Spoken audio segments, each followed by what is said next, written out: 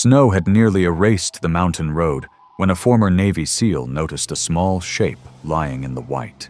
It was a 6-week-old German Shepherd puppy, shaking from the cold but refusing to move. Beneath her chest was a single red knitted glove. Each time Gideon reached for it, the puppy pulled it closer and gave a frightened little cry. There was no collar, no owner, and no clear reason why that glove mattered so much. But when Gideon finally looked inside it, he realized the puppy had not been guarding an ordinary lost object. Tell us where you are watching from. And please like and subscribe to help us reach 1,000 subscribers and keep these stories coming. Late January had turned the mountains above Alder Creek into a country made almost entirely of light. Snow covered the roofs, the guardrails, the dark shoulders of the pines. Even the air seemed pale.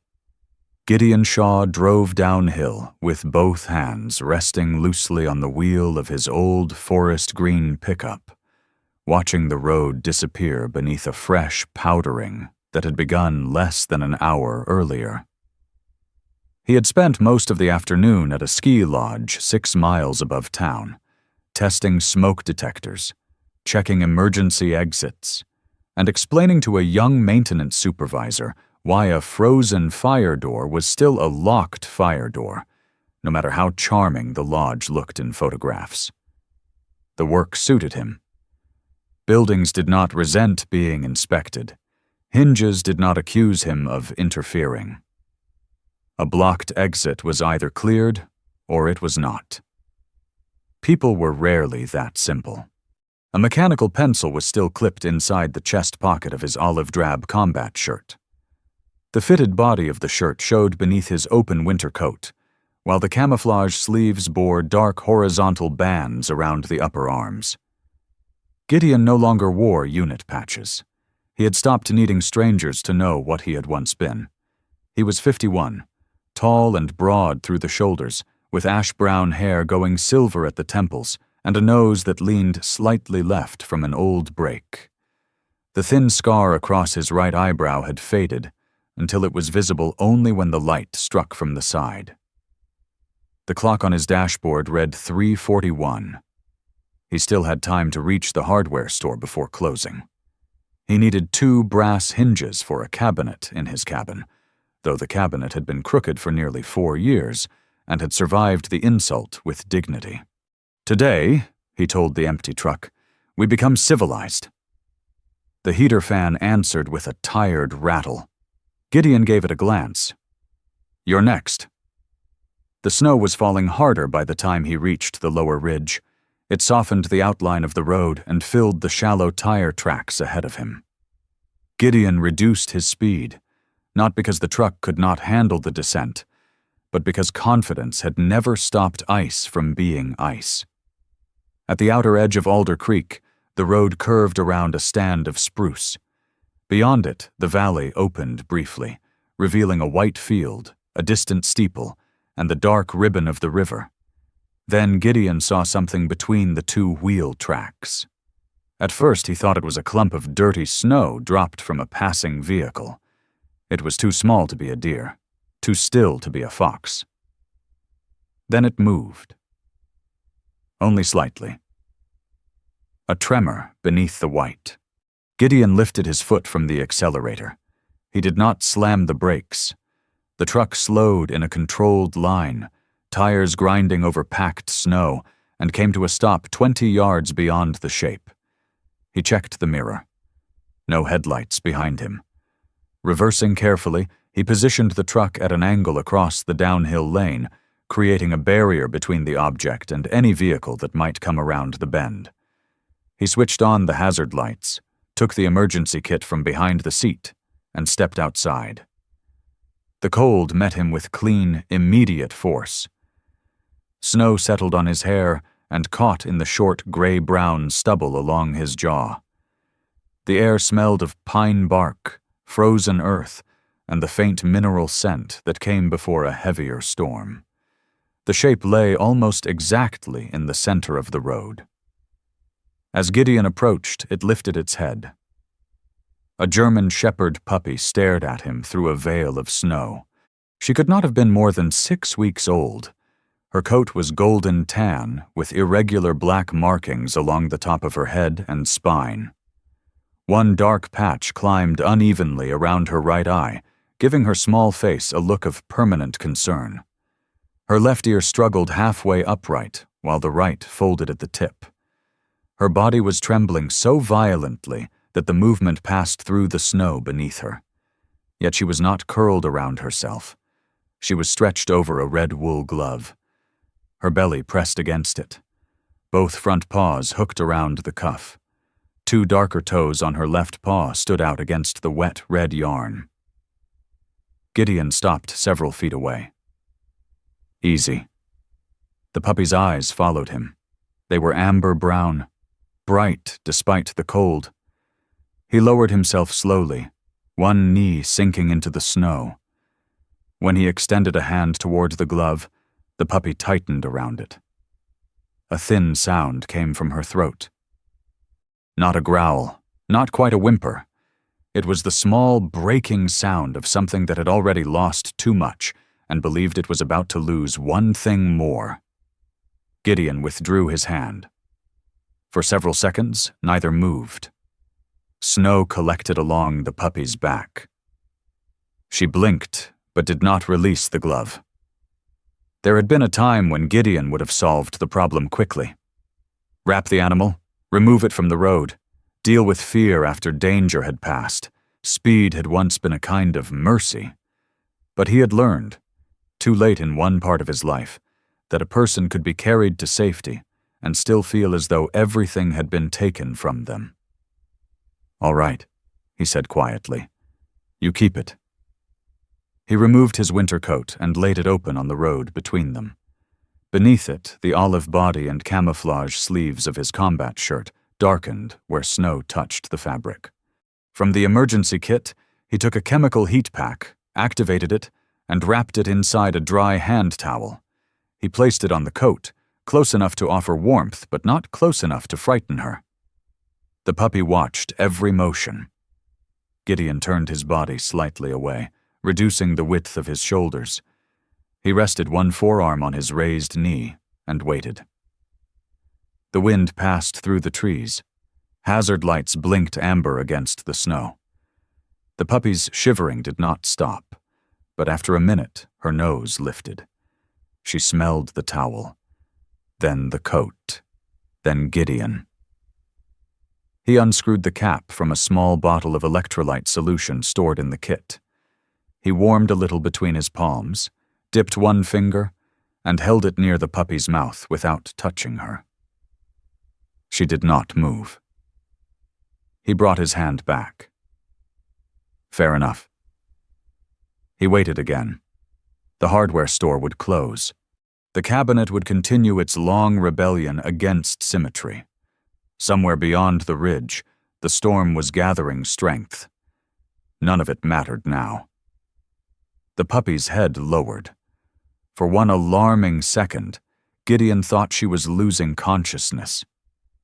Then her tongue appeared, quick and uncertain, and touched the dampness left on the wool near his finger. He offered another drop. This time she licked it directly from his skin. Her tongue was cold.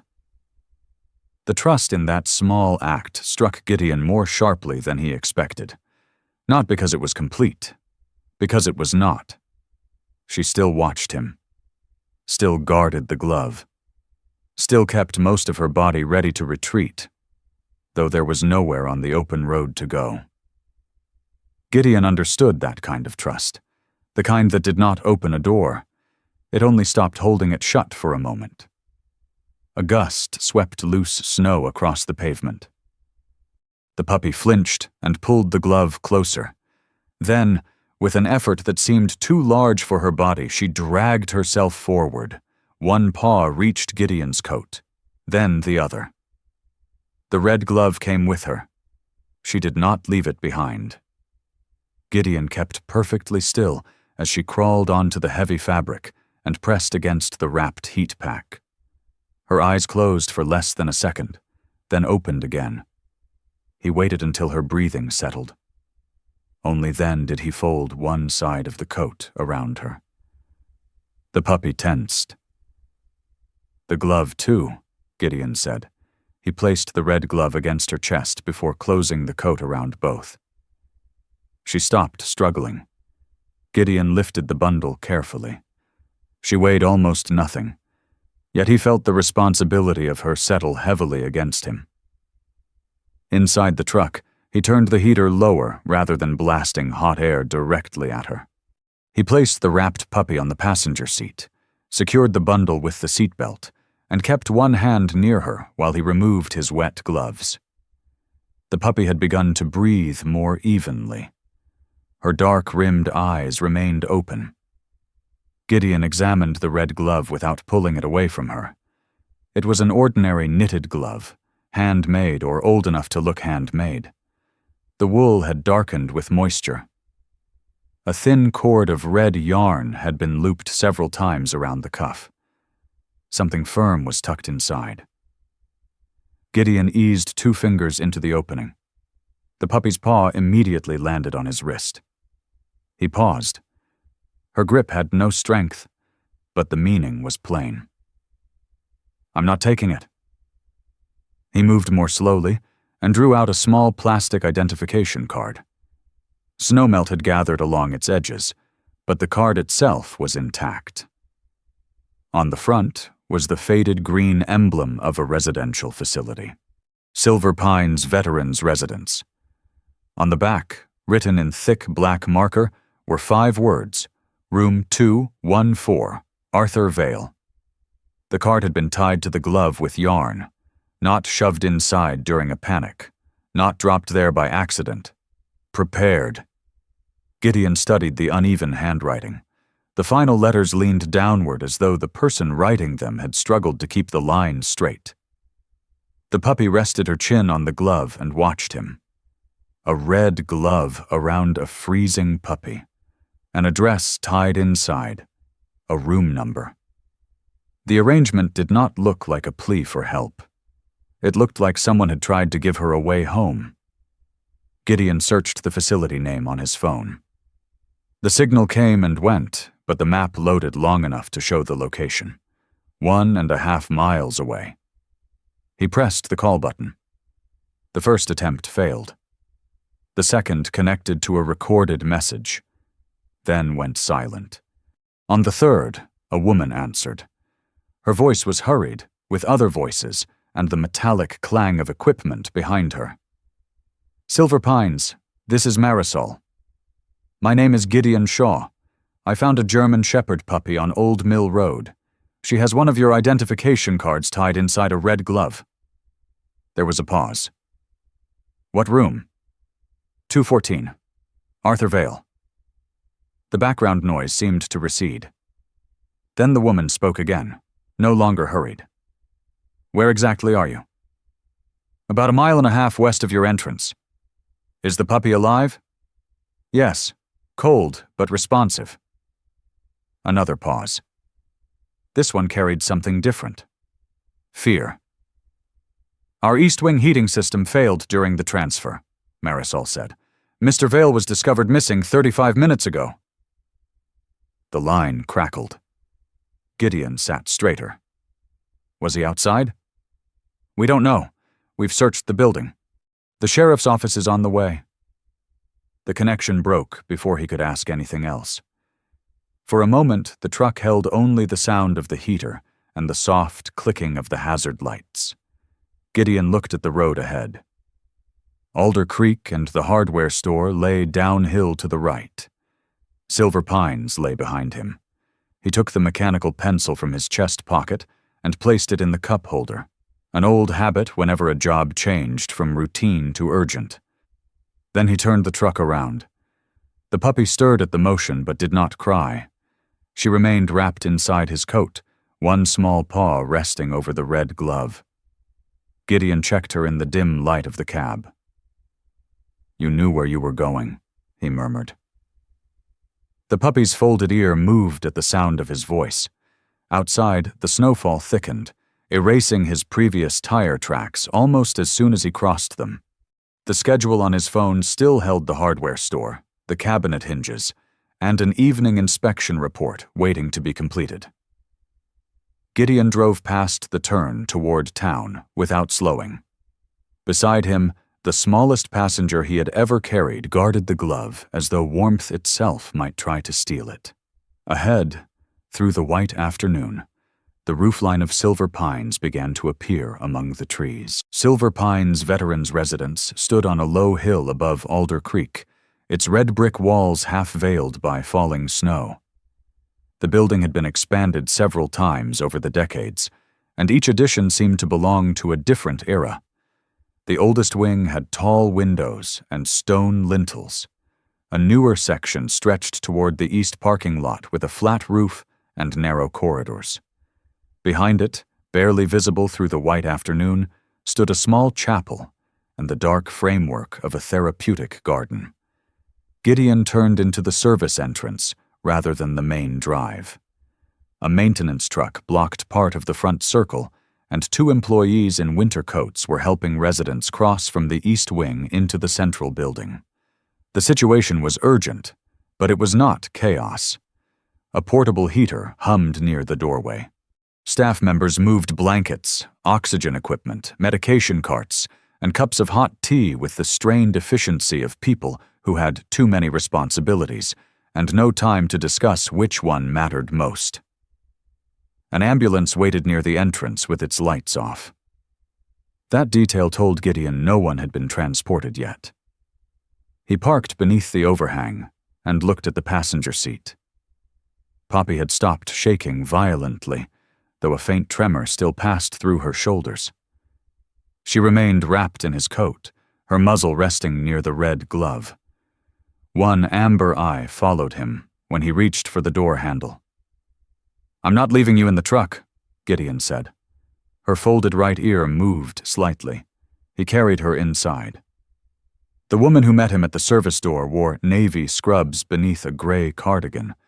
Her dark hair was gathered into a low bun that had begun to loosen near one ear, and a burgundy staff lanyard swung against her chest as she walked.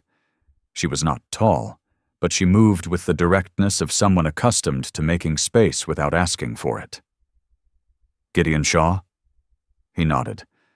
"I'm Marisol Crane, nursing manager." Her eyes went first to the puppy, then to the glove, then back to Gideon. She did not waste time on surprise. "How responsive is she?" "She can lift her head. Took a little fluid. Breathing is steady." Marisol turned to a young aide standing near the wall. "Becca, call Helen Marr. Tell her we have a 6-week-old shepherd, possible cold exposure. Then bring warm towels to room 2. The aide hurried away. Marisol held the door wider. "Come with me." As Gideon entered, warm air met the cold trapped in his clothes. The corridor smelled of floor polish, old wood, coffee, and the metallic heat of portable radiators. Residents sat along the wall beneath blankets while staff checked wristbands and room assignments. Some spoke quietly.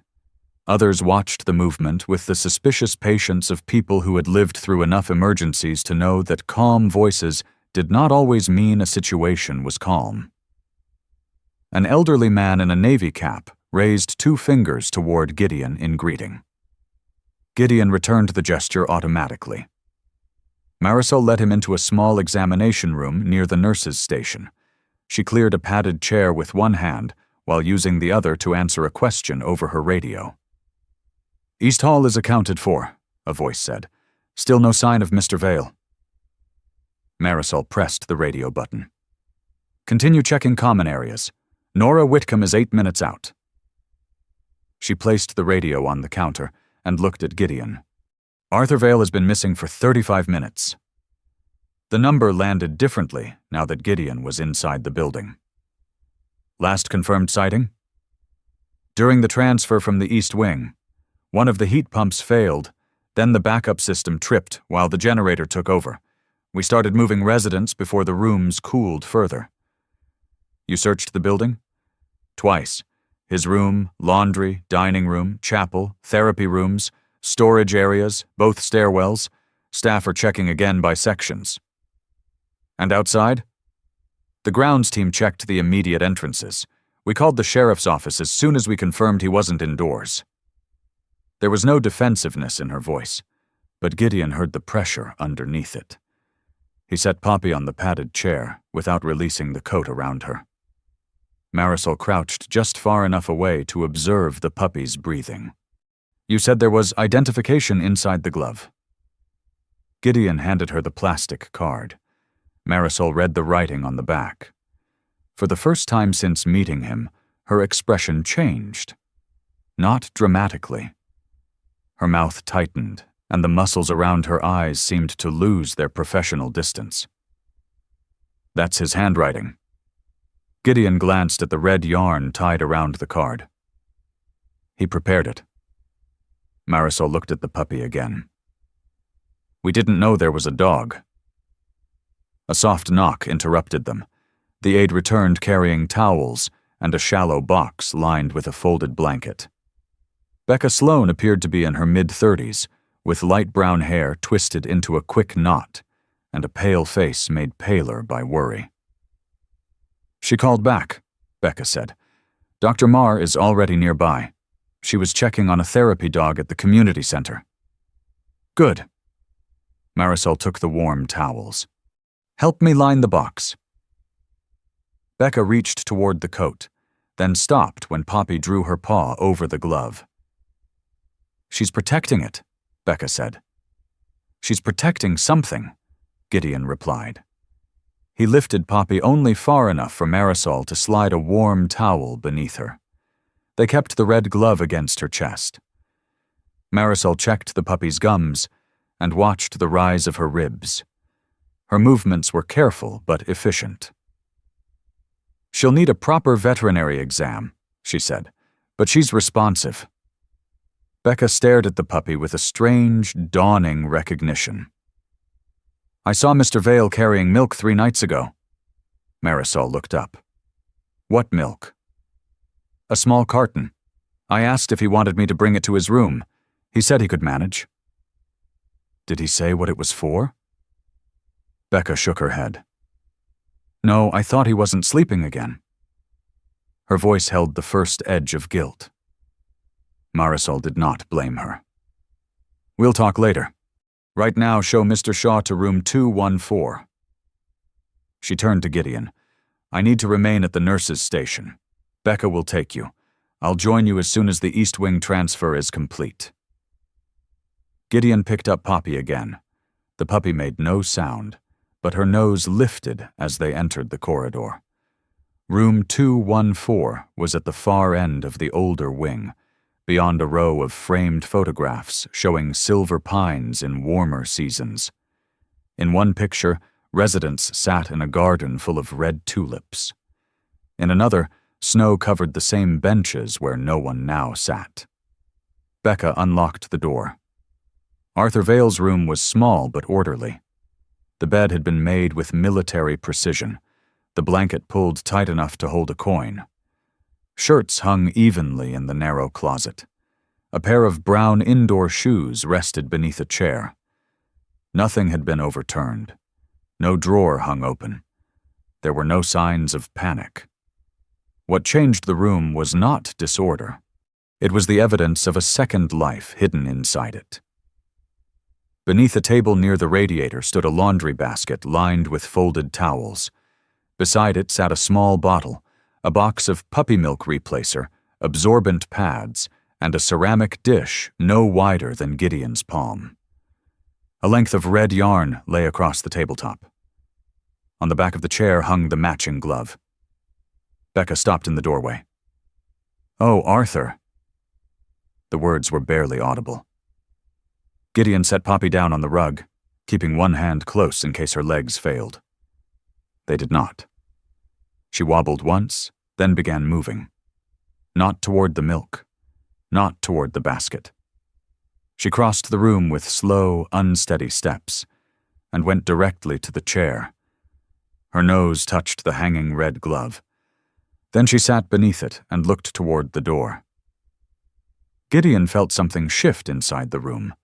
Until that moment, the puppy had been a problem to solve, a life to stabilize, a clue to follow, a responsibility that had appeared in the road. Now she was waiting for someone. Becca pressed her lips together. She knows this room. Gideon studied the basket. One towel had been folded into a low wall. The bottle had been rinsed and placed upside down to dry. A heating pad was tucked beneath one side, positioned so the puppy could move away from it if she became too warm. Whoever had prepared the space had done so thoughtfully. On the wall above the desk hung a calendar. 3 recent days had been marked with small red dots. The marks were not decorative. They were careful, nearly identical, placed in the upper corner of each square. Next to that day, Arthur had written one sentence in black ink. "Get her somewhere safe if they move everyone." Gideon read it twice. There was no mention of himself. No instruction about medication, clothing, or where staff should search. Arthur's concern had been the puppy. The room had begun changing before anyone noticed Arthur had changed with it. A second cup had appeared. Extra towels had gone missing. Milk had been carried down the hall.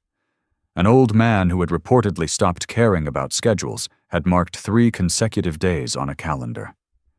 Marisol entered behind them, still holding her radio. Her gaze moved from the basket to the milk, then to the calendar. For several seconds she said nothing. Finally she asked Becca, "How long?" "I don't know. 3 days maybe. I saw the milk on Monday." Marisol stepped closer to the table. She touched the box but did not lift it. "He hid a puppy in a licensed residential facility for 3 days."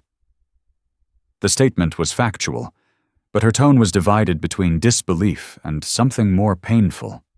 "He also kept her alive," Gideon said. Marisol looked at him. "I'm aware of that." The sharpness in her answer faded almost immediately. She took a breath and continued. "Mr. Vale has occasional confusion, especially when he's tired. He forgets appointments. Last week he went to breakfast an hour early and insisted the clocks were wrong. That doesn't mean he walked outside without knowing what he was doing. No, it doesn't." The admission came quietly. A heavy set of keys rattled in the hall before their owner appeared. Elias Boone entered wearing navy work pants and a brown canvas jacket.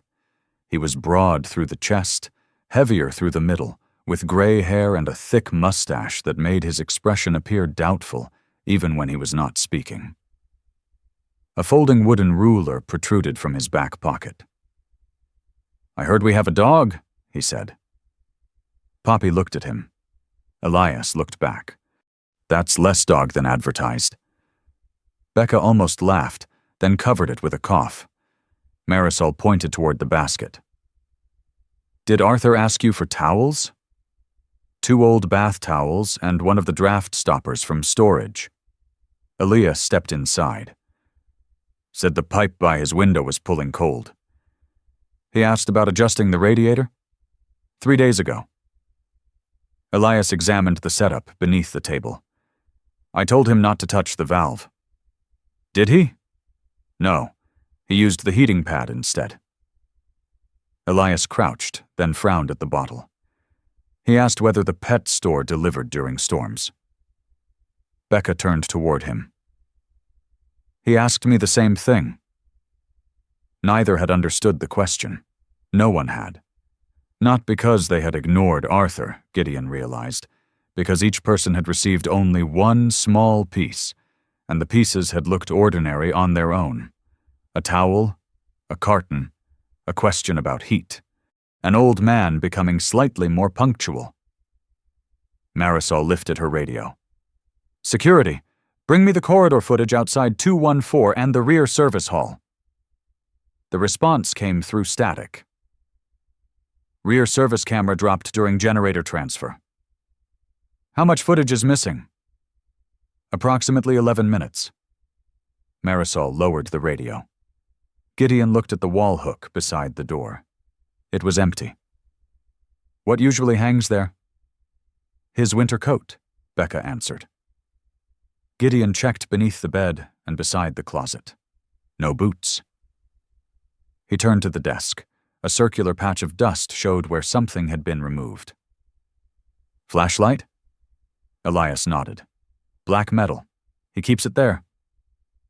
The indoor shoes remained under the chair. The winter coat, boots, and flashlight were gone. Arthur had not wandered into the storm wearing slippers. He had dressed for it. Perhaps not wisely. Perhaps not safely. But deliberately. Marisol followed Gideon's gaze. Her face changed again, this time more slowly. We assumed the alarm confused him. Gideon looked at Poppy. She still sat beneath the chair, her nose raised toward the empty doorway. No, he said. The alarm frightened her. Poppy shifted one paw forward. The two dark toes rested on the edge of the rug. Gideon could picture the rest without inventing anything extraordinary. A metal cart striking a wall, doors opening during the transfer, frightened residents and hurried staff, a puppy slipping through a gap no one knew to watch. Arthur seeing her run, Arthur putting on his boots, Arthur taking the flashlight because he expected to find her and return. The red glove on Old Mill Road had not been dropped by chance. It had been wrapped around Poppy by a man who had tried to make sure that even if he failed, she would still have an address. Gideon looked at the neat bed, the rinsed bottle, the small calendar marks. The room had not belonged to a helpless man waiting to be managed. For 3 days, it had belonged to someone with a reason to wake early. Marisol raised the radio again. Advise Deputy Whitcomb that Mr. Vale appears to have left voluntarily in search of a missing animal. He is wearing winter clothing and carrying a flashlight. She glanced at Gideon. Tell her the puppy was found west of the property on Old Mill Road. The reply came at once. Copy. Poppy rose, unsteady but determined, and took 2 steps towards the hallway. Gideon stopped her gently with one hand against her chest. She did not struggle. She only stared past him through the open door. Arthur Vale had not left Silver Pines because he had forgotten where he was. He had left because Poppy had disappeared. And somewhere beyond the brick walls, the man who had prepared a way home for her had not yet found his own. Deputy Nora Whitcomb arrived at Silver Pines with snow on the shoulders of her patrol coat and a folded map tucked beneath one arm. 2 volunteer rescuers followed her through the service entrance, carrying insulated packs, radios, and a collapsible sled. Nora did not begin with questions about heroism, instincts, or what anyone believed had happened. She began with names. Who last saw Arthur Vale? Marisol stepped forward. One of the aides during the transfer. Exact time? 3:47. Confirmed outside sighting? Not yet. Medical conditions? Marisol opened the file she had brought from the nurse's station. Nora listened without interrupting. She had a square, lightly freckled face and dark auburn hair tied low against the back of her neck. A medical pouch hung from her duty belt beside her radio, its faded red fabric suggesting it had been opened far more often than the polished equipment around it. Arthur was 84. He used a cane on longer walks but often refused it indoors. He had mild circulation problems, occasional confusion when exhausted, and no history of leaving the grounds without telling someone. Nora marked each fact on the map with a blue pen. Gideon stood near the door, watching snow gather on the concrete outside. How long until we move? He asked. Nora did not look up. When I know what we're moving into. The tracks won't wait for the paperwork. No, she said, and neither will the weather. She asked what coat Arthur wore, whether he had gloves, whether his boots had smooth or aggressive tread, whether he favored one leg, whether he knew the property, and whether there were drainage ditches hidden beneath the snow. Gideon's jaw tightened. Every minute had weight. He could feel it pressing against the room. Nora finally looked at him. You found the puppy? Yes. You know the grounds? No. You know Mr. Vale's medical baseline? No. Then for the moment, your most useful skill is standing still." Elias lowered his head to hide what might have been a smile beneath his gray mustache. Gideon did not find it amusing. "I've searched in worse conditions. I believe you." The answer came without admiration. Nora capped the pen. "I also believe you don't want me looking for one missing man and 3 volunteers who thought experience made them weatherproof." The room went quiet. Gideon had heard similar warnings before, though rarely directed at him. In other years and other places, he had been the one telling younger men that urgency was not permission to become careless. The fact did not improve his mood. Nora assigned 1 volunteer to check the outer parking areas, and the second to remain near the entrance with the emergency sled. No one was to leave the paved perimeter without radio confirmation. Marisol stayed at the nurses' station to coordinate staff and prepare a warmed room in case Arthur was found alive. Becca was sent back to the residents gathered in the common hall. Poppy remained in room 214, wrapped in warm towels inside the lined basket. Dr. Helen Marr had called again and was less than 10 minutes away. Gideon glanced toward the old wing. The puppy had finally stopped trembling, but he could still picture the way she had stared through the open doorway. Not searching the room, waiting for it to change. Elias led Nora and Gideon to the security office, a narrow room beside the maintenance corridor. 3 monitors showed different sections of Silver Pines in grainy color. One screen flickered every few seconds as the generator load shifted. The security technician rewound the camera covering the east hallway. The footage showed residents moving slowly beneath blankets, while staff guided wheelchairs and carried bags. A medication cart passed through the frame. An aide held a door open. Then a metal laundry trolley rolled loose. It struck the wall with a hard, sideways jolt. Even without sound, Gideon could imagine the crash. A small shape burst from beneath the cart. Poppy. She skidded on the polished floor, regained her footing, and ran toward the service corridor. No one noticed. Every face in the frame was turned toward an elderly resident whose oxygen line had caught beneath a wheel. The camera switched automatically. The service hall footage showed Poppy passing beneath a propped fire door. A few seconds later, the image froze. The screen went black. "Generator transfer," the technician said. "Rear camera was down for 11 minutes. "Show the east hallway again," Nora said. The technician rewound. They watched the trolley hit the wall. Poppy fled. 52 seconds passed. Arthur Vale appeared. It was the first time Gideon saw him, though only as a bent figure on a monitor.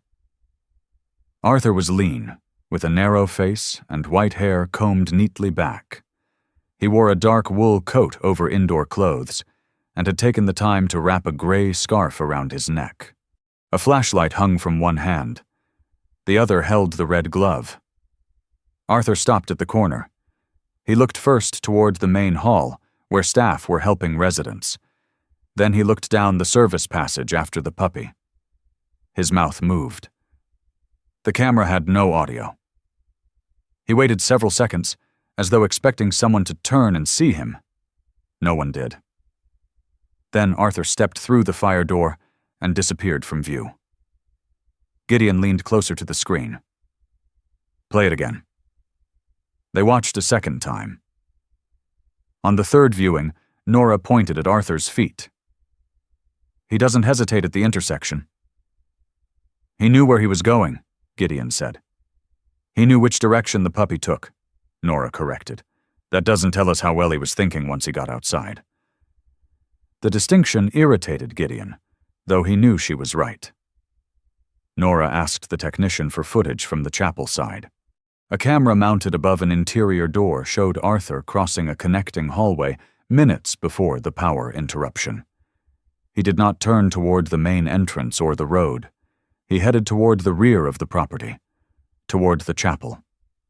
Elias folded his arms. "He used to sit in the garden back there," With whom? Nora asked. His wife, before she passed. Nora marked the location on her map. Marisol entered with a thin paper receipt in one hand. I found this in his desk drawer. It came from a pet supply store in town. The order included puppy milk replacer, a feeding bottle, absorbent pads, and a small package of soft food. The customer name was Arthur Vale. The notes read, "For a friend's dog. Leave at side desk." Marisol looked more tired than she had 20 minutes earlier. He planned all of it. Most of it, Nora said. We still don't know how he found her. Elias shifted his weight. There's an old gardening shed past the east fence, hardly used in winter. Arthur sometimes walked there in the fall. Why? He said the crows minded their own business. No one smiled this time. Marisol placed the receipt beside the map. There's something else. She spoke carefully, as if the words had been waiting a long time for a reason to be said. A resident named Calvin Price had a dog here last spring. Small terrier, 12 years old. Calvin was hospitalized after a stroke. What happened to the dog? Gideon asked. A rescue group took him. He was adopted by a retired couple in New Hampshire. Did Arthur know? Marisol shook her head. We told the residents the dog had been placed safely. Arthur kept asking where. There were privacy restrictions, and then Calvin died. Arthur stopped asking. Elias rubbed one thumb along the handle of his wooden ruler. He thought the dog went to a shelter. He may have, Marisol said. We never corrected that clearly enough. The room changed. Until then, Arthur's secrecy had looked stubborn and dangerous. Now it began to look like a conclusion. Not a wise conclusion, not necessarily a fair one, but one built from experience. Gideon looked again at the frozen image of Arthur holding the glove. Marisol continued. After his wife died, his niece arranged the sale of his house. She had power of attorney and believed the stairs were unsafe. Most of his belongings were placed in storage or donated. Did he agree? He signed the paperwork. That isn't what I asked. Marisol met Gideon's eyes. No, I don't think he felt he had a real choice. Silence settled over the security room, broken only by the electrical hum of the monitors. Gideon knew that kind of silence. It was the silence that came after someone explained a decision in such reasonable terms that objecting made a person appear ungrateful. His father had worn that silence often. The keys had been the first thing Gideon took. Driving had become dangerous. The doctor agreed. The evidence was clear. Then came the house. Too many stairs. Too much maintenance. Too far from help. Gideon had organized every step. He found the assisted living apartment, arranged the movers, labeled the boxes, sold the truck, and canceled the fishing trip his father still intended to take. At the time, Gideon believed love meant removing every avoidable risk. His father had thanked him. That was the part Gideon remembered most. Not because the gratitude had comforted him, because it had sounded like surrender. Nora's voice brought him back. The identification card in the glove, was it attached securely? Yes, Gideon said. With yarn? He nodded. Then he prepared for the possibility she might get out. Marisol looked toward the corridor. He believed we would take her away. He believed being discovered meant losing her, Gideon said. Nora folded the map once, then opened it again. That belief may explain his choices. It doesn't make those choices safe. No, Gideon said. But it means he wasn't just wandering. Nora studied him for a moment. Agreed. It was a small concession, but it shifted the room more than an argument would have. Arthur had not tied his own name inside the glove because he expected someone to find him. He had tied it there so Poppy could be returned if he failed to return with her. The message had not been a call for rescue.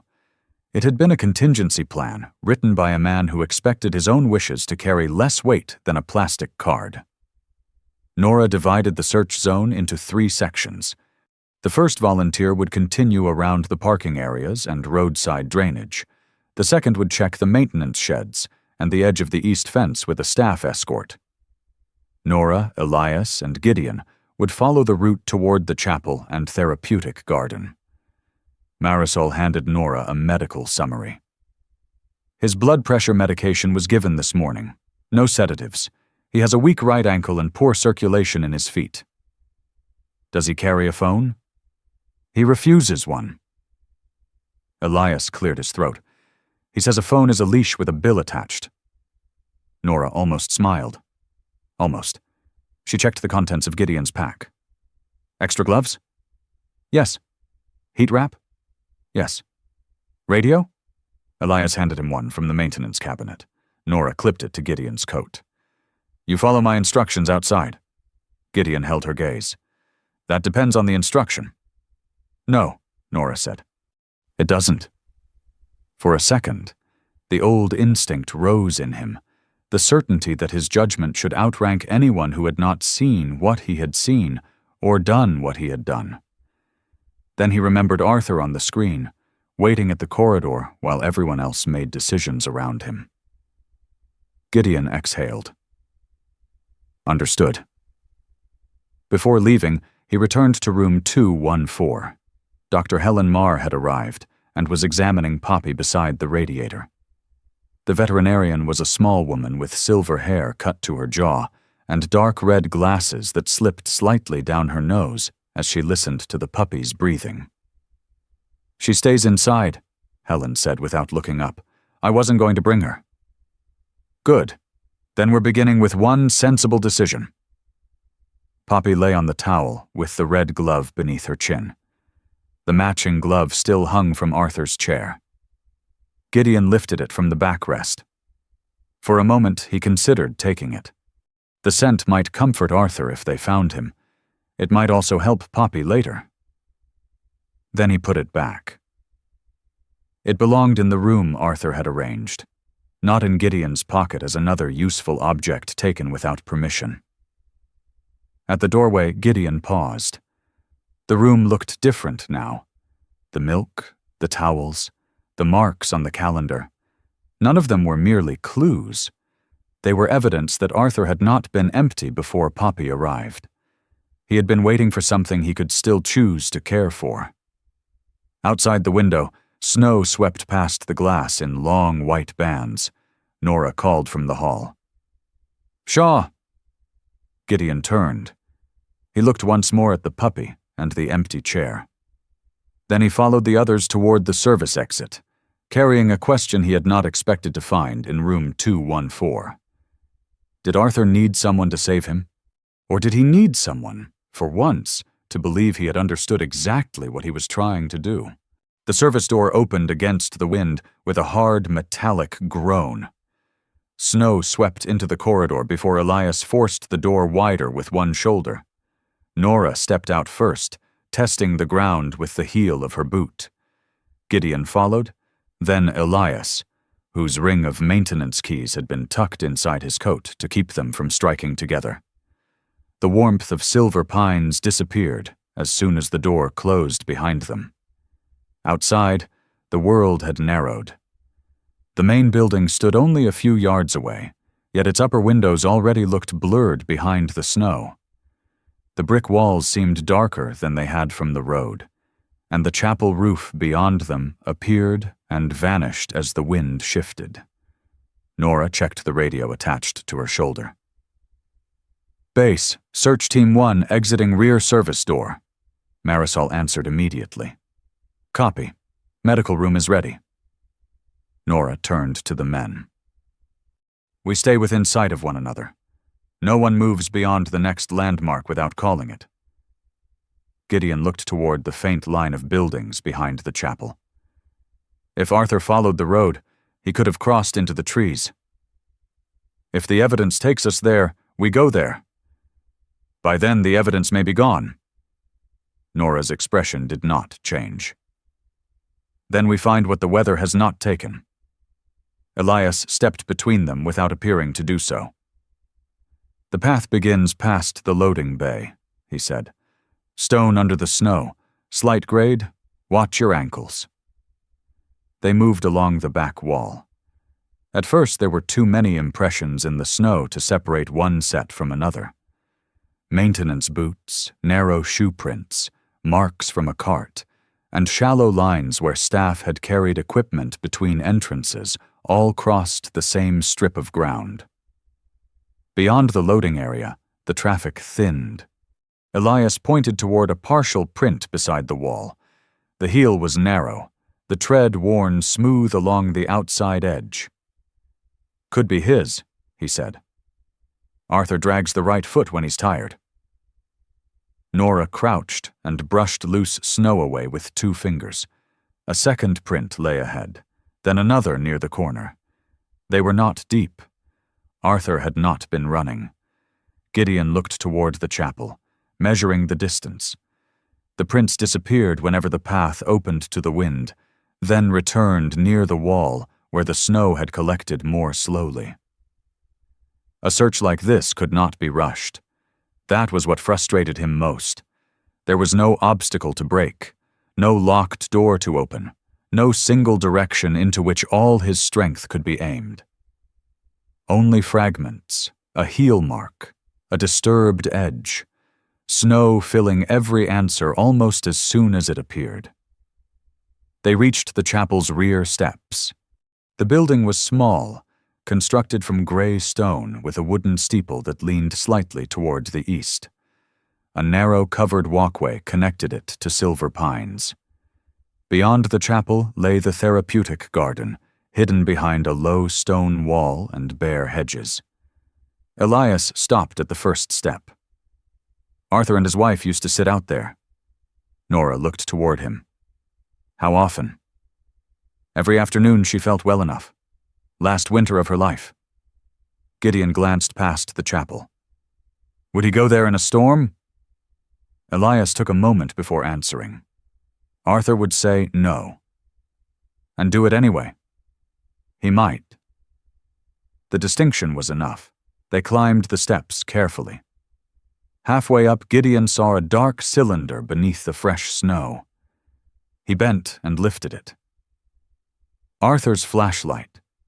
The metal casing was still cold, but not buried deeply.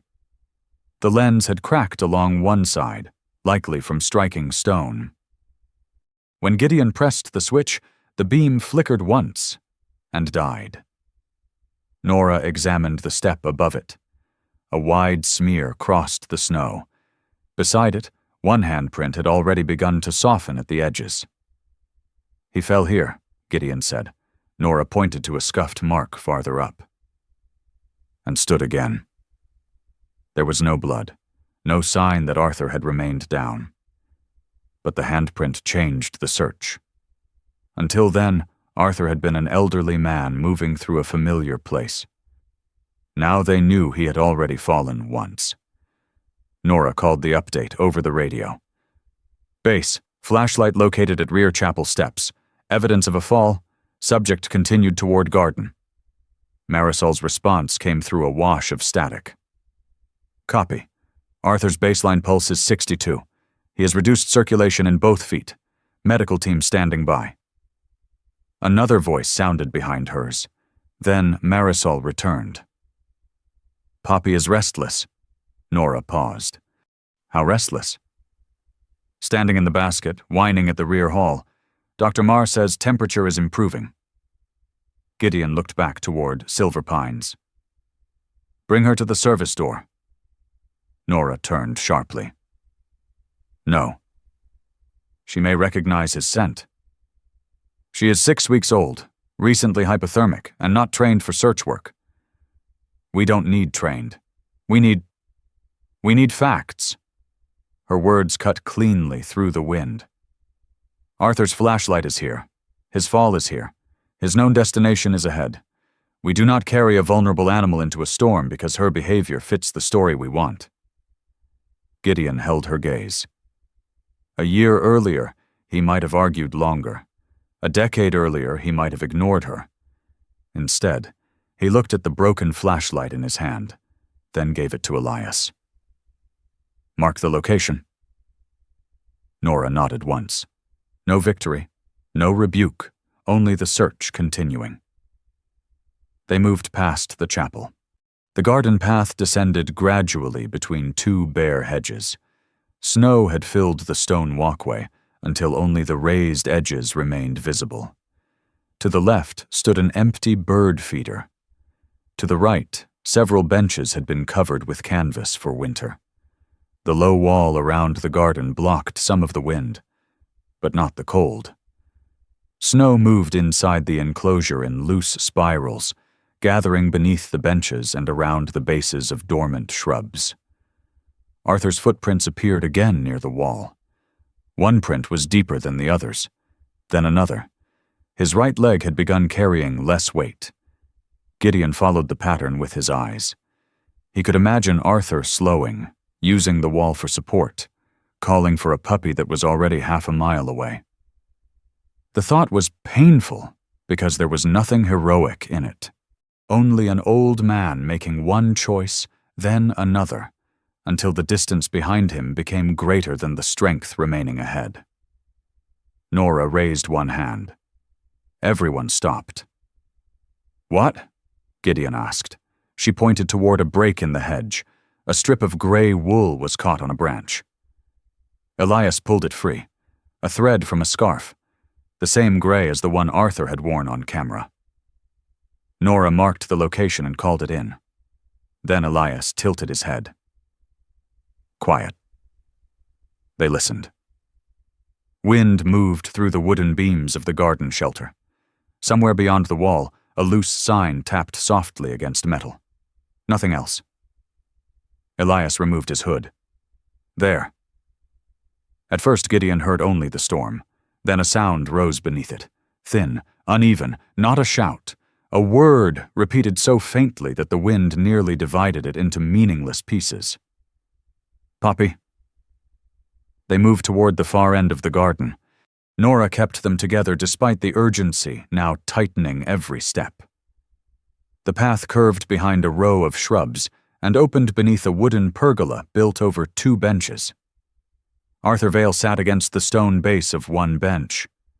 Snow had gathered across the shoulders of his dark coat and along his white hair.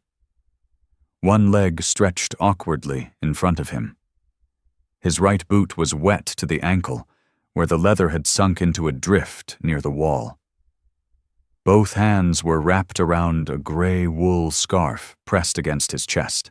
His eyes were open. Barely. "Arthur Vale," Nora called. "My name is Nora. I'm with the sheriff's office." His gaze moved toward her voice, but did not settle. "Poppy," he whispered. Nora knelt without touching him immediately. "Arthur, can you hear me?" His lips moved again. Little thing ran. Gideon stood a few feet away, breathing harder than the walk justified. Arthur was smaller than he had looked on the camera. Not fragile exactly, but reduced by cold and exhaustion. His face was narrow, his skin pale beneath the windburn, and the deep lines around his mouth held the stubbornness of a man who had continued after his body had begun asking him to stop. Nora removed one glove and checked the pulse at his neck. Slow but present. She looked at Elias. "Call for the sled." Elias lifted his radio. Nora opened an insulated blanket and wrapped it around Arthur's upper body, careful not to force his arms away from the scarf. "Arthur, did you hit your head?" No answer. "Do you know where you are?" His eyes shifted towards the roof above him. "Garden." "That's right." His mind was present but delayed. Gideon stepped closer. "We found Poppy." Nora looked up at him. "Short sentences. Give him time." Gideon crouched where Arthur could see him. "Poppy is alive." Arthur's eyes moved to his face. "She is warm." A pause. "She is in your room." The effect was small but unmistakable. Arthur's shoulders lowered beneath the blanket. His fingers loosened around the scarf. For several seconds, he said nothing. Then his eyes closed. Gideon's body tensed. Nora checked his pulse again. "He's still with us." Arthur breathed out slowly. Not relief exactly. Something deeper. Permission to stop searching. The rescue sled arrived with the 2 volunteers. Nora directed every movement. They supported Arthur's head, protected his ankle, and transferred him without lifting too quickly. Gideon stayed near, but did not interfere. When Arthur opened his eyes again, he looked at the scarf in his hands. "My wife liked this place," he murmured. Elias leaned closer. "I know." She said the snow made everything quiet enough to hear yourself think. Elias glanced at the storm. She may have exaggerated. A faint movement touched Arthur's mouth. Not quite a smile, but close. They carried him back along the path. At the service entrance, Marisol waited with 2 nurses and a warmed stretcher. She did not ask questions before the medical team took over. Arthur was moved directly to the prepared room, wet clothing removed, blankets layered over him, and warm air circulated gradually around the bed. Poppy remained in room 214 until Dr. Helen Marr completed another temperature check. Only then did Helen carry her down the hall, inside a clean towel. "She does not go into his arms," Helen said. "She stays beside him. If either of them becomes distressed, she leaves." No one argued. Arthur lay beneath a forced air warming blanket, his face still pale. His hands trembled lightly above the covers. Poppy's head appeared from the towel. She smelled the room first, then the scarf. Helen placed her beside Arthur's upper arm, close enough to touch but not on his chest. Poppy crawled forward. Her nose moved over the gray wool, then along Arthur's sleeve. She rested her head against his forearm. Arthur's eyes opened. Marisol stood at the foot of the bed. Nora remained near the door. Elias had removed his orange knit cap and held it between both hands. Gideon stayed against the wall, suddenly aware that he was the only person in the room who did not truly belong to either of them. Arthur looked from face to face. His voice was weak, but the words were clear. "I didn't want her thinking I left her." No one answered immediately. Marisol lowered her eyes. Elias pressed the cap between his palms. Nora's expression softened without losing its steadiness.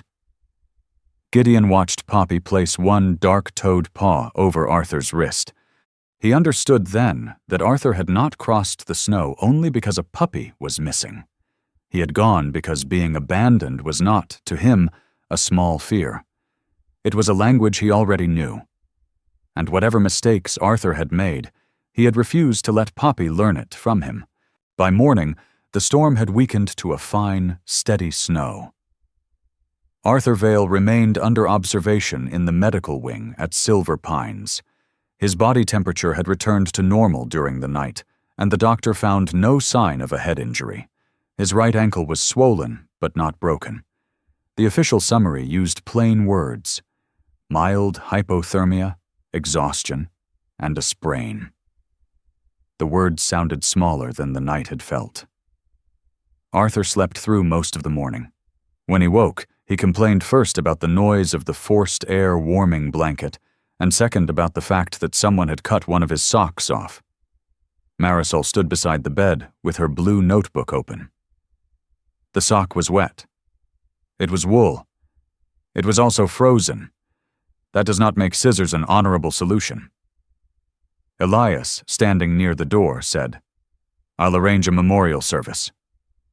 Arthur gave him a tired look. It was the first sign that something familiar had returned to his face. Gideon watched from the wall, relieved by an emotion he had no intention of naming. Poppy was not in the room. Dr. Helen Marr had taken her to the small veterinary clinic she still operated 3 days a week outside town. The puppy needed a full examination, gradual feeding, parasite screening, and proper warming. Helen had also made it very clear that affection did not override procedure. At noon, she returned with Poppy wrapped in a charcoal fleece coat, several sizes too small for any respectable adult dog, and just large enough for her. The puppy was awake, alert, and deeply offended by the garment. "She has no microchip," Helen said. "Mildly underweight, mild dehydration, no obvious fractures, lungs sound clear. We're waiting on the fecal test, and she needs another check in 48 hours. Arthur pushed himself higher against the pillows. "Put her here." Helen did not move. "She may sit beside you for 5 minutes." I nearly froze looking for her, and she nearly froze being looked for. Arthur's eyes narrowed. Helen adjusted her red-framed glasses. "Neither of you has earned the right to make another bad medical decision today." Elias turned away, though his shoulders moved once. Poppy was placed on a folded towel beside Arthur's hip. She climbed immediately toward his arm, pressed her nose against the cuff of his hospital gown, and settled there. Arthur's hand hovered above her before finally resting on her back. The room quieted. Then Helen opened the folder she carried. "There is a legal matter." Arthur's fingers stopped moving. Helen continued in the same calm voice. "A found dog must be reported. A licensed rescue will need to hold her while the required owner search is completed.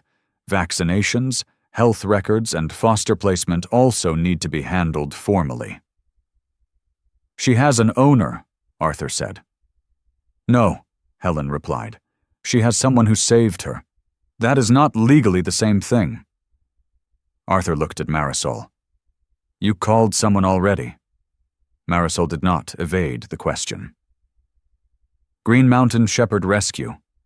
His hand tightened slightly in Poppy's fur. "There it is." "What is?" Gideon asked. "The part where everyone explains what happens next." No one answered immediately. Helen broke the silence. "The rescue is not taking her away today. They need a temporary foster. Preferably someone nearby, experienced outdoors, with flexible work hours and no other animals in the home." Her gaze shifted toward Gideon. He frowned. "Why are you looking at me?" "Because you stopped for her, she accepts your handling, and you have a cabin with enough room." "I inspect buildings for a living. I'm not a kennel." "Neither is Arthur's room." Arthur looked from Helen to Gideon. "You would keep her?" "For a few days," Gideon said. Helen closed the folder. "That is what every temporary foster says before buying a bed the dog refuses to use." Gideon ignored the remark. He told himself the arrangement was practical. The rescue needed time. Arthur could not care for Poppy while recovering. Silver Pines could not allow an unregistered animal to remain in a resident's room. A few days, perhaps a week. The problem had boundaries. That evening, Gideon drove home with Poppy secured in a travel crate on the passenger side of the truck. The red glove lay beneath the towel inside. She cried for the first 7 minutes. Not loudly. Just a thin, repetitive complaint that made Gideon check the crate at every safe stretch of road. "You're fine," Poppy cried again. "The doctor said you're fine." This argument had no effect. When they reached the cabin, Gideon carried the crate inside and set it on the kitchen floor. His home had always been orderly without appearing polished. Boots stayed beneath the bench. Tools hung above the work table. Mail was stacked according to urgency. The wooden floors showed years of wear, but nothing was where it should not be. Poppy changed that in under 4 minutes. She stepped into the water bowl, startled herself, jumped backward, and sent half the contents across the floor. Gideon reached for a towel. While he wiped the boards, She disappeared beneath the dining table and emerged with one of his clean socks. He held out his hand. "Drop it!" Poppy ran 3 feet, lost her balance, rolled onto one side, then crawled under a chair with the sock still in her mouth. Gideon stood in the center of the room, wet towel in one hand, watching a 6-pound animal dismantle the illusion that he controlled his own home. "You have no training." Poppy chewed the heel of the sock. That was not encouragement. He had purchased a small padded dog bed on the way home. It was dark gray, washable, orthopedic, and more expensive than any pillow Gideon owned. Poppy sniffed it once. Then she walked across the room, climbed onto his discarded winter coat, turned twice, and fell asleep with her chin resting on the red glove. Gideon looked at the empty dog bed. Excellent. The cabin had never felt silent to him before. Silence was simply the absence of unnecessary noise. Now, with Poppy asleep near the stove, it changed character. He became aware of the old clock above the pantry, the settling wood, the occasional whistle of wind at the window. He also became aware that every object in the room had been arranged for one person. One cup beside the sink, one chair facing the fire, one pair of boots at the door. Poppy's water bowl sat crooked on a towel, introducing the first honest disorder the cabin had seen in years. Gideon should have corrected it. Instead, he left it where it was. Over the next 3 days, the arrangement developed a rhythm. Poppy woke before dawn and announced this by placing both front paws against Gideon's bed frame. She ate small, measured meals, objected to being weighed, and treated every loose thread as a personal invitation. Gideon learned that she preferred sleeping near his coat, that she calmed when he tapped twice on the floor before lifting her, and that her right ear rose when she was curious but folded again when she became tired. He also learned that temporary responsibilities could occupy an extraordinary amount of space. The 3rd afternoon, Helen approved a short, supervised visit to Silver Pines. Arthur was back in room 214 with his ankle wrapped and elevated. The laundry basket had been removed, but the second red glove still hung on the chair. When Gideon entered carrying Poppy, Arthur's face changed so completely that for one moment he appeared younger. Poppy twisted in Gideon's arms. He lowered her onto the rug. She crossed the room in an unsteady rush and pressed herself against Arthur's good leg. Arthur bent carefully, one hand braced on the chair, and touched his forehead to the top of her head. No one spoke. The reunion did not need explanation. For nearly half an hour, Arthur fed Poppy a measured amount under Helen's supervision. He checked the temperature of the formula against his wrist and corrected Gideon's grip on the bottle. "You hold it too high. She ate fine at the cabin. She survived your technique. That is not the same as approving it." Gideon lowered the bottle. Poppy drank. Arthur gave a small nod, satisfied. The warmth of the visit lasted until Marisol appeared at the door and said, "5 more minutes." Arthur's hand stopped on Poppy's back. "Why?" "She needs to return with Gideon before dark." "She can stay." Marisol stepped farther into the room. "We discussed this." "You discussed it with everyone except me?" "We explained that animals cannot live in resident rooms." "You explained the rule." "There are allergy concerns, fall risks, sanitation requirements, insurance restrictions, and no staff available to care for her if you become ill." Arthur's eyes remained on Poppy. "Good reasons." Marisol seemed surprised. Arthur looked up. "That is what makes it worse." The room held still. "You all have good reasons," he continued. "You had good reasons when my house was sold. Good reasons when my furniture was divided. Good reasons when my wife's things went into boxes before I was ready to touch them." Marisol's expression tightened. "No one is trying to punish you." "I know." His voice was not loud. That is the problem. No one has to be cruel to take every choice from a man. Gideon felt the sentence before he fully understood it. He stepped forward. I can take Poppy permanently. I'll bring her here on a regular schedule. I have room and my work is flexible. It solves the care issue. Arthur turned toward him. There was no anger in his face now. Only weariness. You just decided everything in one sentence. Gideon opened his mouth. Nothing came. He had meant to help. That had always been the beginning. His father's house had been too large. The stairs had been unsafe. The truck keys had needed to be taken.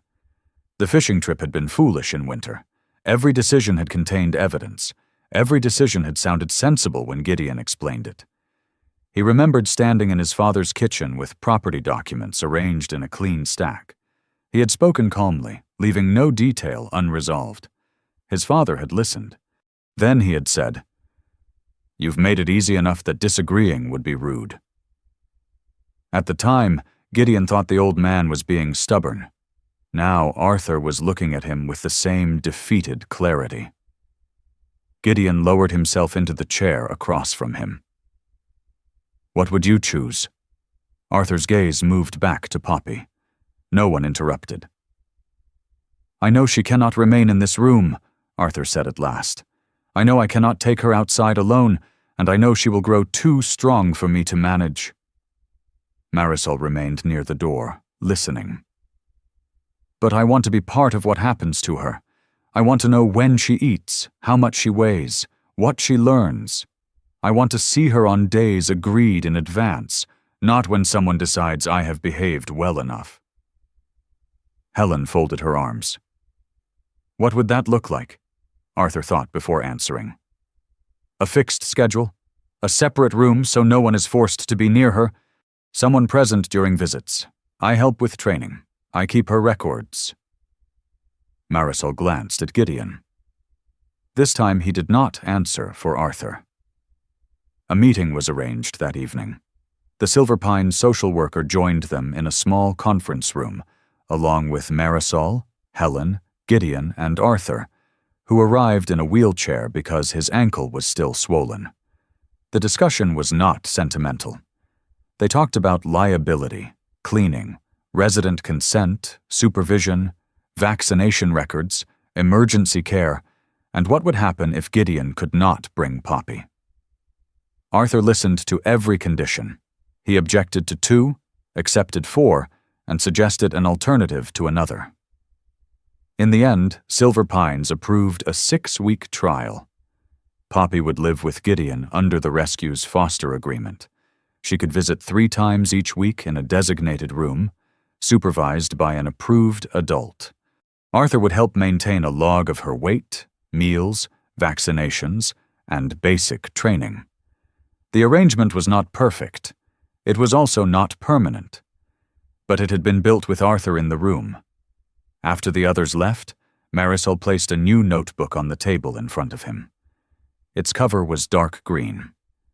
On the first page, she had written, Poppy, Care and Training Log. Arthur ran one hand over the cover. When does it begin? Helen checked her watch. Her next weigh-in is tomorrow morning. Arthur looked at Gideon. Do not round the number. I wasn't planning to. You look like a man who rounds numbers when they inconvenience him. Gideon almost defended himself. Instead, he said, I'll bring the exact weight. Arthur opened the notebook. For the first time in months, someone had placed a responsibility in his hands because they expected him to use it well, not to occupy his time, not to make him feel useful, because the work mattered. Poppy slept beneath the conference table with one paw on Gideon's boot and the red glove tucked beside her. Arthur wrote the date at the top of the first page. His hand trembled slightly.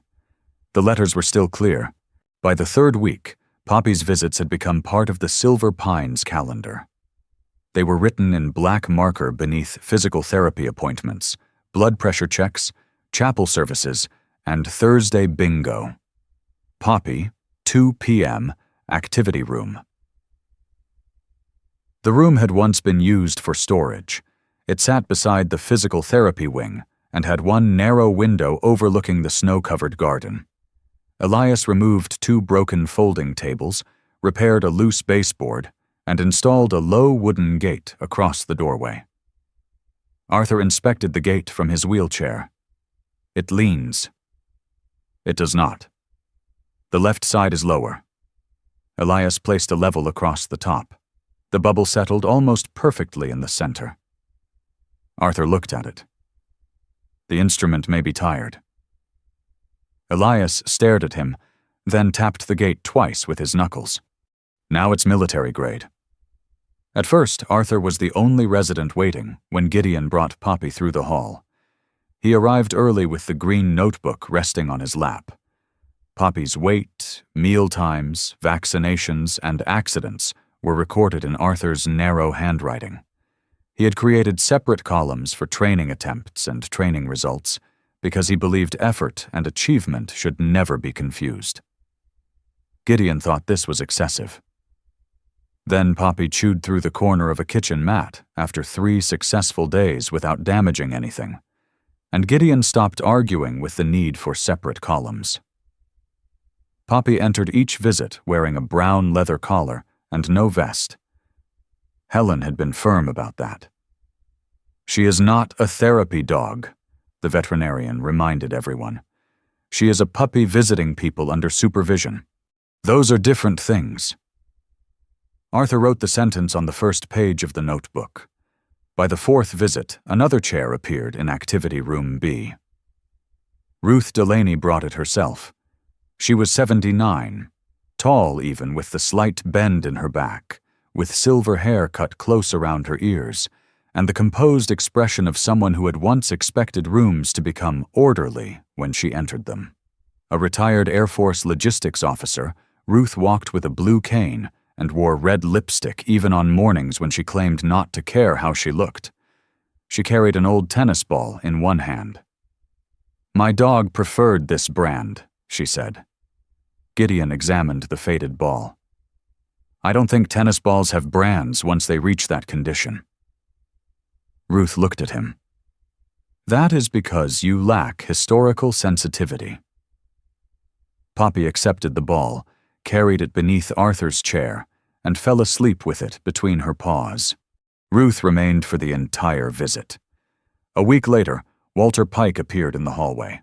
Walter had served as a Navy cook and still possessed the round shoulders and suspicious gaze of a man who believed most meals had been ruined by someone ignoring instructions. He claimed he had only stopped to ask whether the room's heating vent had been repaired.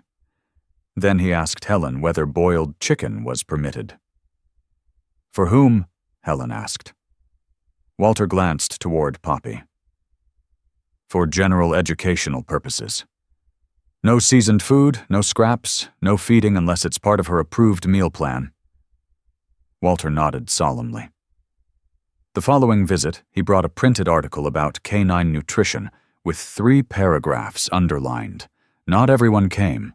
A resident named Mr. Abrams asked that Poppy never be brought near his room because dogs made him nervous. Another woman attended once, then left after 5 minutes because the barking reminded her of a childhood accident. Marisol added their preferences to the visit plan. No one tried to persuade them. That mattered to Arthur. Participation was offered, not prescribed. Poppy herself remained unimpressed by the importance others placed upon her presence. Some days she sat beside Arthur's chair and watched him turn the pages of her notebook. On other days, she attacked Gideon's bootlaces with the dedication of a creature dismantling enemy communications. Once, she slept through nearly the entire scheduled hour. Ruth watched her from across the room. "This is the least interactive program I've ever attended." Arthur glanced down at the sleeping puppy. "She is conserving resources." "For what?" Poppy woke, sneezed, and returned to sleep. Arthur considered this. "Future operations." The visits became less predictable as Poppy grew stronger. She learned to sit, though only when convinced the reward justified the inconvenience. She recognized Arthur's voice and usually turned toward him, but sometimes she became more interested in a dropped tissue or the wheel of a walker. During one visit, Walter placed a shallow water tray near the wall. Poppy stepped into it, panicked at the splash, and overturned the entire tray. Water spread across the floor. Walter startled and pushed his hands against the arms of his chair as if to stand quickly. Gideon caught his shoulder before he could rise. "Stay seated." "I am seated." "You were leaving the seat." "I was correcting the flood." Elias arrived with a mop and looked at the water, the puppy, and Walter. "Which one of you failed the evaluation?" Poppy shook herself. Water sprayed across his work pants. Elias looked down. Question answered. No one was injured, but Marisol documented the incident. There were 2 more problems that week. Poppy slipped through the low gate when a volunteer opened it too widely. She traveled 6 feet down the corridor before Gideon caught her. 2 days later, a resident left a piece of sausage beneath a chair, despite the no-feeding rule. Helen found it before Poppy did. The administration called a review meeting. The phrase reached Arthur before Marisol had a chance to explain it. He sat in room 214 with the care notebook closed on his lap. "They are ending it." "No decision has been made," Marisol said. "That is what people say while decisions are being made." Her first instinct was to reassure him. She stopped herself. "They are considering whether the current arrangement is safe." Arthur looked toward the red glove on his chair. A few weeks earlier, fear might have sent him inward. He might have hidden the notebook or accused Marisol of betrayal before hearing the full discussion. Instead, he lifted his eyes. "Then I want to attend." "The management review?" "Yes." "It usually includes department heads and the resident council representative." "I am on neither." "You could speak through the council." "No." The answer was not angry, it was prepared. "I want to explain what failed and what should change." Marisol studied him. "Do you have recommendations?" "Not yet." "Then we should write them." Arthur's expression shifted slightly. "We." "You know how the visits operate. I know the facility rules. Elias knows the room." Arthur opened the notebook. For the next 3 afternoons, they worked. Elias measured the doorway and designed a second barrier so one gate could close before the other opened. Marisol drafted a voluntary participant list that included allergies, mobility concerns, and permission for contact. Arthur wrote the rules in language residents could understand. Do not feed Poppy unless assigned. Do not stand suddenly if she spills something. The visit may end early if Poppy is tired. At the bottom, he added one more line. Poppy is not responsible for making anyone feel better. Marisol read it twice. Keep that. The review meeting took place in the main conference room. Arthur wore a white shirt beneath a burgundy sweater. His right ankle was still supported by a brace, and his hands trembled enough that the pages made a faint sound against one another. Ruth sat behind him as the resident council representative.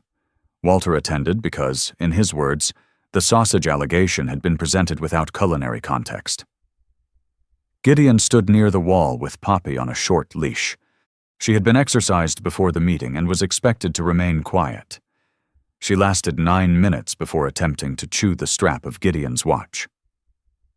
Arthur began reading. He did not transform into a powerful speaker. His voice was dry. Twice he lost his place. Once he paused so long that Gideon thought he might stop. No one completed the sentence for him. Arthur found the line again. He acknowledged the spill, the open gate, and the food left under the chair. He did not minimize them. Then he presented the changes. A double-gated entry, a non-slip floor covering, only residents who voluntarily enrolled, one assigned supervisor per visit, no unapproved food, a maximum number of participants.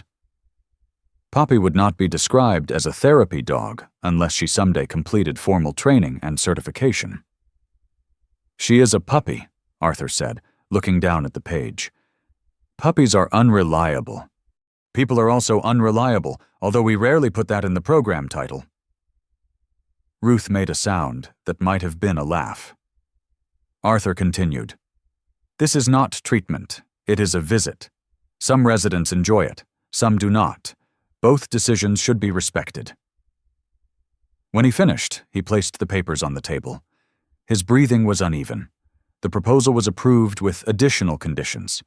Silver Pines would continue the 6-week pilot.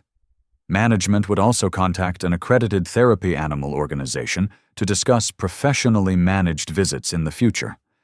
Poppy would remain an unofficial visitor. Not a cure, not a symbol the building could place in a brochure and call progress.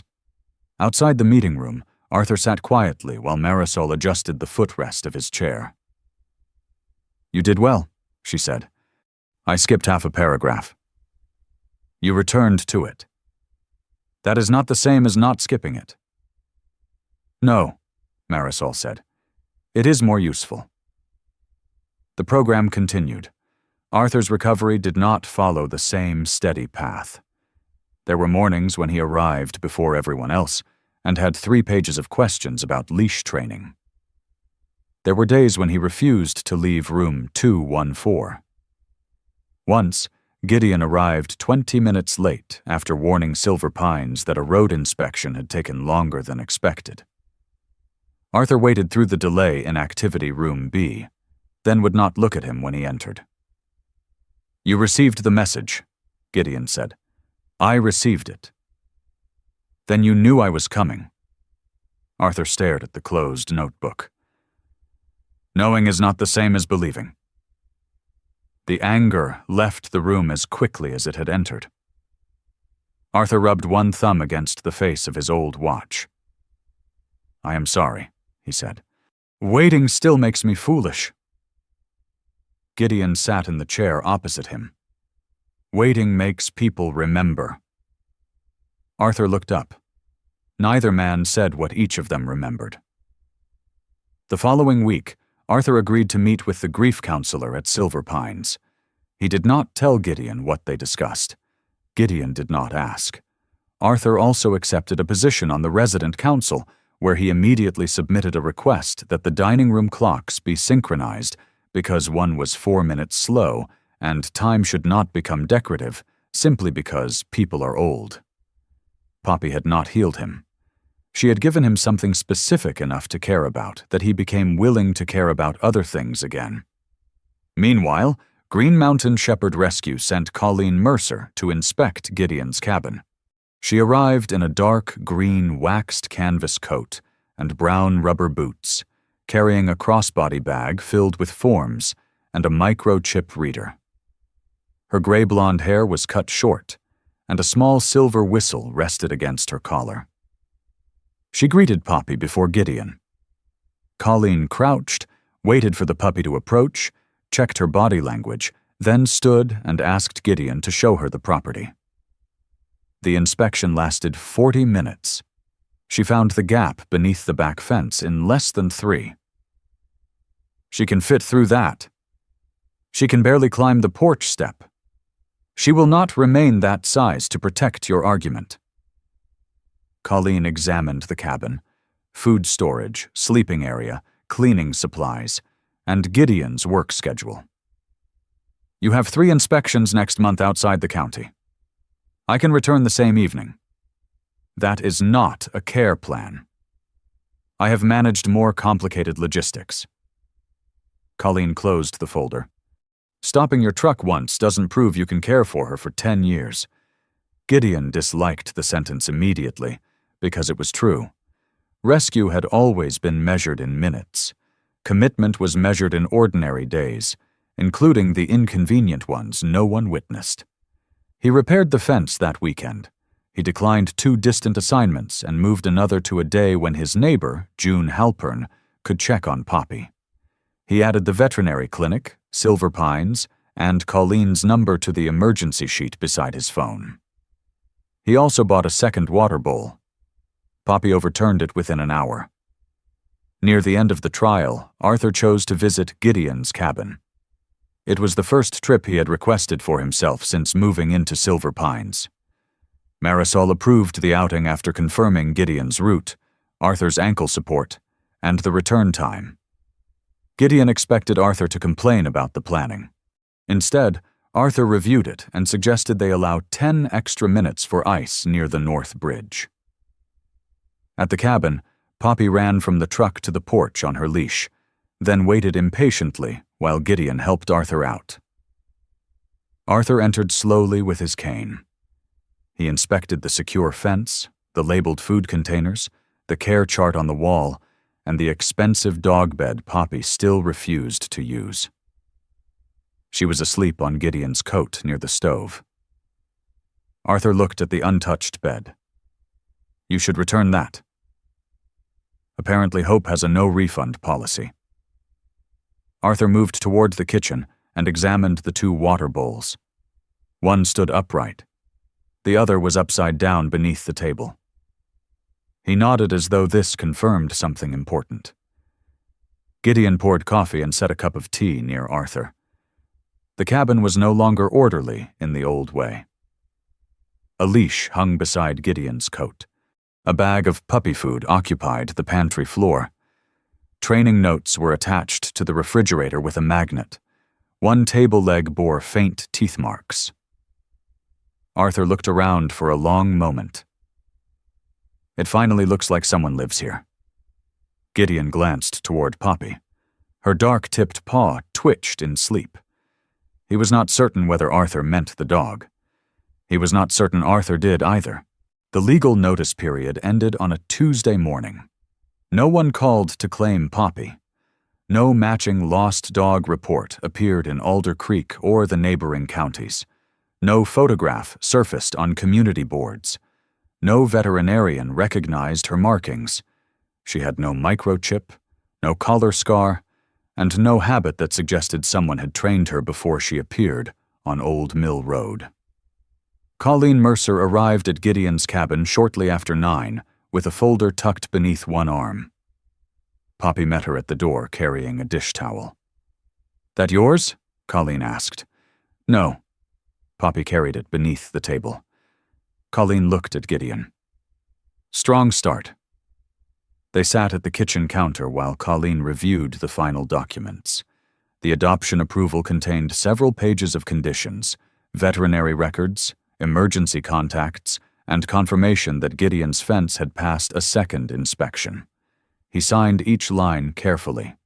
The process felt less dramatic than he expected. There was no ceremony, no photograph, no moment when Poppy seemed to understand that her legal status had changed. She spent most of it attempting to remove the cap from Colleen's pen. When the final signature was complete, Colleen closed the folder. "She's yours." Gideon looked toward the puppy. Poppy had grown quickly. Her legs were longer, her black saddle more defined, and her left ear now stood most of the time. The right still tilted outward when she was tired. She had also reached the age when every object below waist level was either food, a toy, or an unresolved question. Gideon had thought the signed papers might settle something inside him. Instead, they created another question. Poppy lived at his cabin. Her food was in his pantry. Her leash hung beside his coat. Her records listed his name. But Arthur had fed her first. Arthur had crossed into a storm because he believed she had been lost. The law could define ownership. It could not measure belonging. On Wednesday, Gideon drove Poppy to Silver Pines at the usual time. Arthur was waiting in Activity Room B with the green notebook open on his lap. He no longer asked whether Poppy would return the following week. He simply checked the date and wrote the next appointment before the current visit began. That small change mattered more than anyone announced. Poppy greeted him with a full-body enthusiasm that nearly sent the notebook to the floor. Arthur caught it against his chest with one hand and steadied her collar with the other. "Your manners are deteriorating." "She's excited," Gideon said. "She was excited last week. This is administration failure." Gideon clipped the leash to the low wall hook. "You are welcome to record a formal complaint." Arthur uncapped his pen. "I already have." The visits continued after the 6-week trial. Silver Pines entered a partnership with a local therapy animal organization that brought trained dogs twice each month. Those visits followed stricter protocols and served residents who wanted calm, predictable contact. Poppy remained separate from that program. She was not calm. She was not predictable. She was Arthur's visitor, Ruth's unreliable ball companion, Walter's ongoing test of dietary restraint, and Marisol's reason to keep extra towels near Activity Room B. Arthur joined the resident committee that helped plan the official animal visits. He attended most meetings, not all. There were mornings when he felt too tired to leave room 214. Some afternoons, grief returned without warning and took away his patience. On the anniversary of his wife's death, he closed his door and asked not to see anyone. Marisol did not send Poppy to cheer him up. She knocked once and asked what he needed. Arthur requested tea, silence, and the gray scarf from the wardrobe. That was what he received. The difference was quiet but important. People had stopped assuming that every sadness needed to be interrupted. Behind the chapel, Elias began rebuilding the small garden shelter. Winter damage had loosened several boards, and the stone path remained uneven near the pergola. The new plan created a secure courtyard where residents could meet visiting animals in warmer weather. Gideon helped install the gate. Arthur supervised from a chair beside the chapel wall, his ankle healed enough that he now used his cane only on longer walks. "The gate should open inward," Arthur said. "It opens inward," Gideon replied. "More inward. That is not a direction. It is when a large dog is standing outside." Elias leaned against his shovel. "You invited him to advise." Gideon checked the hinges again. Arthur also chose the placement of the benches. Marisol initially suggested lining them along the main wall for easier staff observation. Arthur studied the courtyard, then pointed toward the covered section of the pergola. "One there." "That corner is farther from the door," Marisol said. "It is also out of the wind." She looked at the spot. Then she asked, "Would you like the others facing it or angled toward the garden?" Arthur considered the question. Angled. No one mentioned that it was the same place where they had found him beneath the snow. The new bench was installed there. It faced the low stone wall, the chapel windows, and the first section of the garden to receive afternoon sunlight. Near the end of winter, Arthur asked Gideon to come to room 214 alone. Poppy remained down the hall with Ruth, who had promised not to teach her military secrets and had already begun hiding treats inside folded towels. Arthur sat beside the window. The red glove rested on the table. It had dried unevenly after the storm. Some of the wool had stretched, and one finger bent slightly to the side. The plastic identification card was still attached by the original red yarn. Arthur lifted it. "I thought you should have this." Gideon did not reach for it immediately. "You kept the other one." "The other one belongs with my wife's scarf." Arthur held the glove out. "This one belongs to the road." Gideon took it carefully.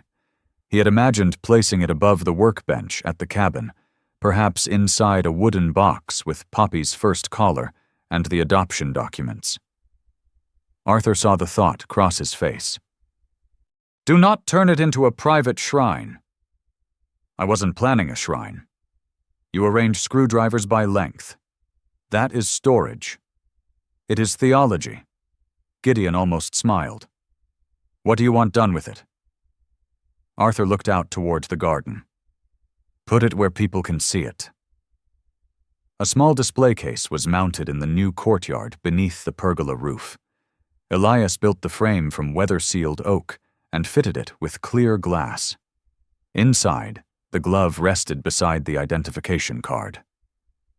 Arthur chose the inscription. Marisol offered several longer versions. Gideon suggested including the date. Arthur rejected all of them. The brass plate beneath the glass read, "For those who came back to look."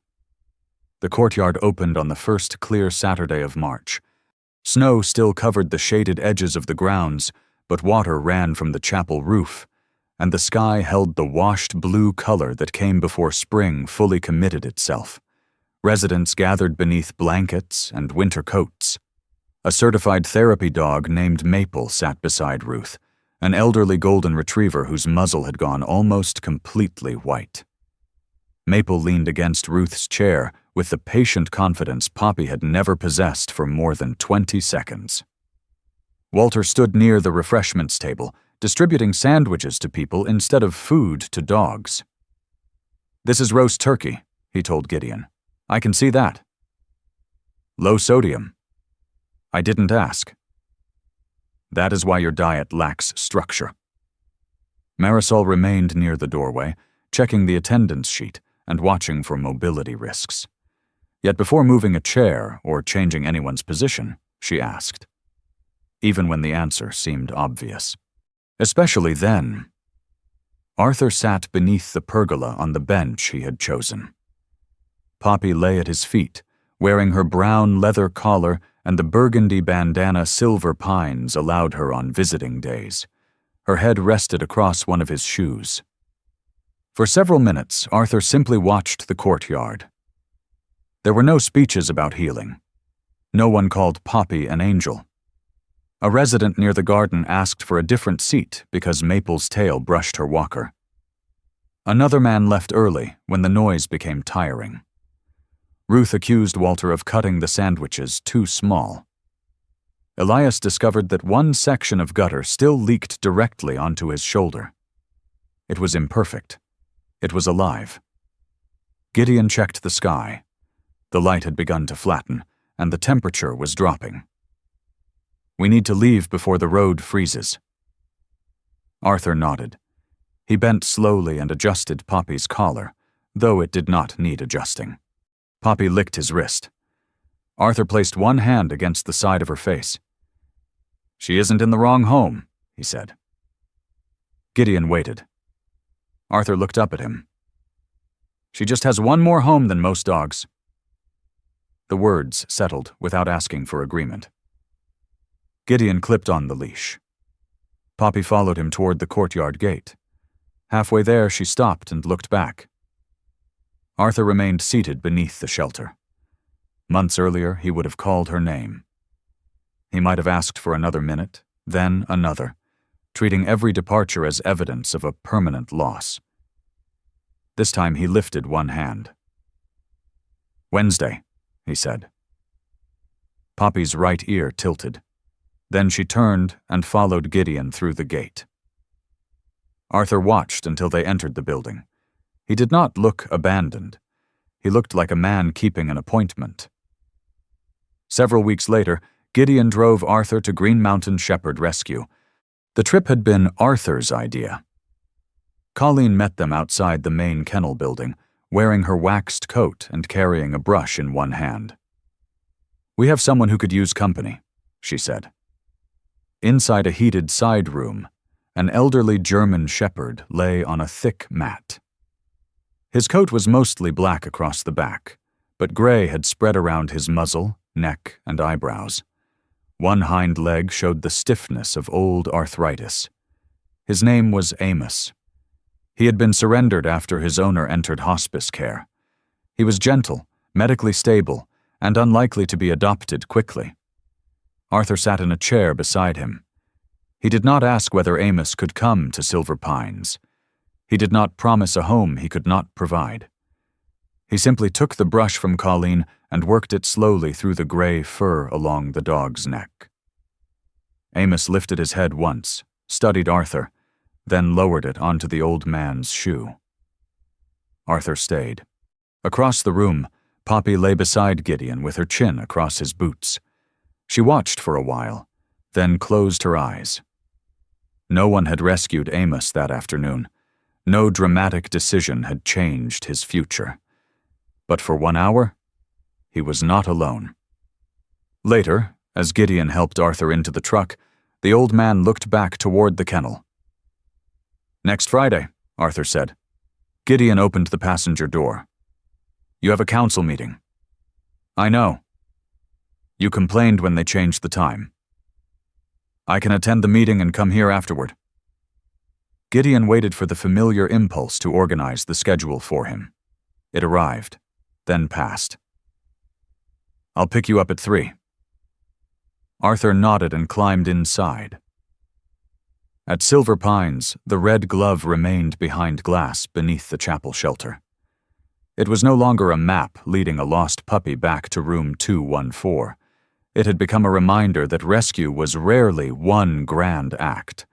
It was a man stopping his truck, a deputy refusing to hurry carelessly, a nurse learning to ask before arranging, a veteran admitting that waiting frightened him, a home changing its rules without abandoning safety, a foster deciding that love required schedules, fences, and ordinary inconvenience. And an old man who had once believed he had been left behind, returning week after week so another living thing would not feel the same. Poppy was too young to understand any of it. She knew only that some people left and came back. Some hands opened instead of taking. Some doors led away but did not close forever. And when she loved something, she still placed one small paw over it, as though holding it gently might help it remain. Sometimes love does not look like holding on. Sometimes it looks like opening the door, keeping a promise, and returning when someone has learned to expect abandonment. Arthur, Gideon, and Poppy remind us that people are rarely healed by one dramatic rescue. More often, healing comes through ordinary faithfulness, the call that is returned, the chair left waiting, the visit that happens when it was promised. May we learn to care for others without taking away their voice, and may we become the kind of people who come back when it matters. Please share what this story meant to you in the comments, and subscribe to the channel for more stories of loyalty, courage, and quiet hope. May peace find its way to your home tonight.